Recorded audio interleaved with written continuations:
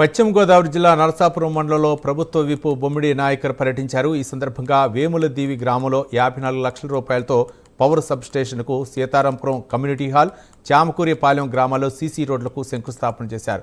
కూటమి ప్రభుత్వం గత ప్రభుత్వంలాగా కాకుండా అభివృద్ధి సంక్షేమ కార్యక్రమాలకు ప్రాధాన్యత ఇస్తుందన్నారు బొమ్మిడి నాయకర్. గత ప్రభుత్వంలో ఎవరైనా ప్రశ్నిస్తే కేసులు పెట్టి ఇబ్బందులకు గురిచేసేవారని అన్నారు.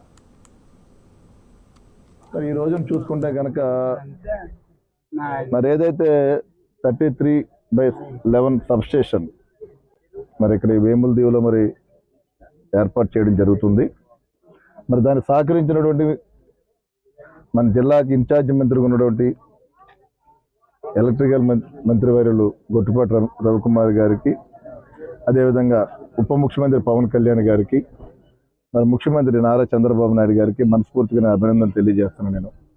ఎందుకంటే నరసాపురం చూసుకుంటే కనుక ఏదైతే వేములదీవి నరసాపురం మండలం కానీ వేములదీవి గ్రామాలు ఏదైతే ఉన్నాయో అన్నీ కూడా ఇక్కడ ఉన్న రైతులందరూ కూడా ఆక్వా రైతులు. ఇక్కడ మరి గతం నుంచి చూసుకుంటే కనుక సబ్ స్టేషన్ ఉన్న పవరు ఇక్కడ రైతులందరికీ కూడా సరిపోవట్లేదు.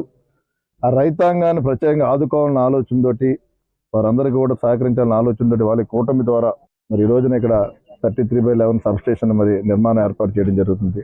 ఎందుకంటే చూసుకుంటే కనుక ఇక్కడ ఉన్నటువంటి ఫీడర్లు కూడా మనం వేములదీవి ఫీడర్ కానీ, అదేవిధంగా దర్బరేవు కానీ, చిన్నమైన గ్రామాలకు సంబంధించిన ఫీడర్లు 3 ఇక్కడ ఏర్పాటు చేయడం జరుగుతుంది.